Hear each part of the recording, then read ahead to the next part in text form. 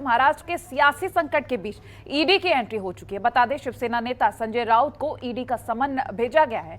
कल ईडी ने पूछताछ के लिए पात्राचौल भूमि मामले में उनको बुलाया और आपको ये भी बता दें कि घोटाला मामले में ये तलब किए गए हैं। ईडी ने शिवसेना सांसद संजय राउत को समन भेजा है और जानकारी के मुताबिक ईडी ने कल प्रवीण राउत और पात्राचौल भूमि घोटाला मामले में तलब किया है। बता दें कि ईडी ने बीते महीनों पहले उनकी कुछ संपत्तियां जब्त भी की थी।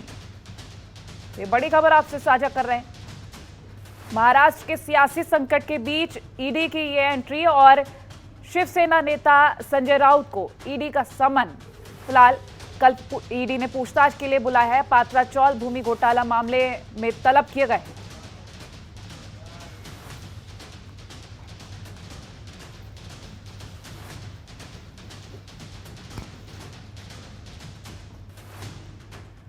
तो ये बड़ी और अहम जानकारी आपसे साझा कर रहे हैं। महाराष्ट्र के सियासी संकट के बीच ईडी की एंट्री और शिवसेना नेता संजय राउत को ईडी का समन। पात्राचौल मामले में ये समन भेजा गया है। कल पूछताछ के लिए ईडी ने बुलाया है।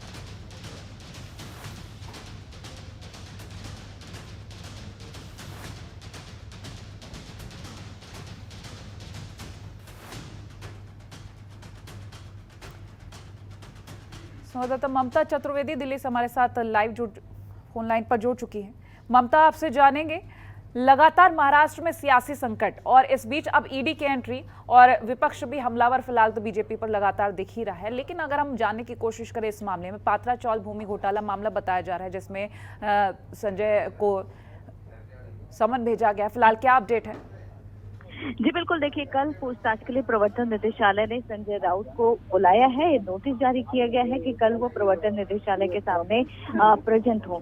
देखा जाए तो पात्राचौल भूमि घोटाले से जुड़ा हुआ पूरा मामला है। इससे पहले भी संजय राउत से प्रवर्तन निदेशालय ने पूछताछ किया है इस पूरे मामले में, लेकिन एक बार फिर से उनको सम्मन मिला है। ऐसे में प्रियंका चतुर्वेदी शिवसेना से सांसद है, उन्होंने भी केंद्र सरकार पर निशाना साधा और ट्वीट करते हुए कहा है कि भाजपा से परम भक्ति का सबसे बड़ा उदाहरण पेश कर रही है प्रवर्तन निदेशालय डिपार्टमेंट। एक तरफ सियासी महासंकट महाराष्ट्र में कायम है, ऐसे में दूसरी तरफ प्रवर्तन निदेशालय की तरफ से संजय राउत को कल पेश होने के लिए नोटिस जारी किया गया है। तो ऐसे में शिवसेना की तरफ से ये आरोप लगाया जा रहा है कि जानबूझकर केंद्र सरकार जो वरिष्ठ नेता हैं उनको सियासी संकट के बीच नोटिस भेजकर डाइवर्ट करने की कोशिश कर रही है। कहीं ना कहीं केंद्र सरकार पर आरोप शिवसेना की तरफ से लगाए जा रहे हैं।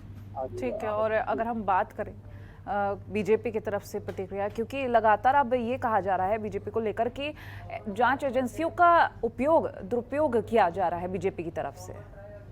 जी बिल्कुल, देखिए ये तो बीजेपी को छोड़कर जितने भी दल विपक्ष में हैं सभी लोगों का ये आरोप है कि जब भी कोई सियासी संकट हो या फिर चुनाव होने वाला हो तो केंद्र सरकार जानबूझकर प्रवर्तन निदेशालय, सीबीआई जैसी एजेंसियों का दुरुपयोग कर रही है और वही एक बार फिर से महाराष्ट्र में हो रहा है। शिवसेना का तो ये भी कहना है कि उनको पहले से इस बात का अंदेशा था कि कभी भी प्रवर्तन निदेशालय की तरफ से नोटिस आ सकता है और बिल्कुल वैसा हुआ भी। हालांकि अगर इस पूरे मामले की बात करें जिसमें संजय राउत को नोटिस भेजा है, इसमें पहले एक गिरफ्तारी भी हो चुकी है। प्रवीण राउत नाम के व्यक्ति को गिरफ्तार किया था प्रवर्तन निदेशालय ने, जो संजय राउत के काफी करीबी माने जाते हैं और लगातार प्रवीण राउत से इस पूरे मामले को लेकर पूछताछ भी हुई थी, जिसमें तकरीबन 11 करोड़ की संपत्ति को प्रवर्तन निदेशालय ने कुर्क भी किया था। और इसी मामले में कुछ समय पहले संजय राउत को पूछताछ के लिए प्रवर्तन निदेशालय ने तलब किया था और इसी केस में एक बार फिर से उनको बुलाया गया है। तो कहीं ना कहीं देखा जाए कि क्योंकि मामला महाराष्ट्र में है, सियासी संकट लगातार बना हुआ है, ऐसे में संजय राउत को नोटिस मिला है, तो कहीं ना कहीं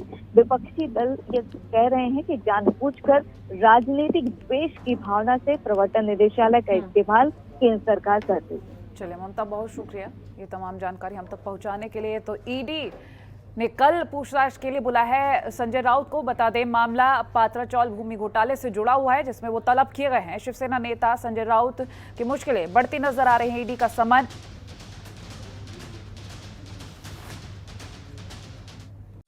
खबरों के निष्पक्ष विश्लेषण के लिए सब्सक्राइब करें Jantantra TV and press the bell icon. Never miss any update.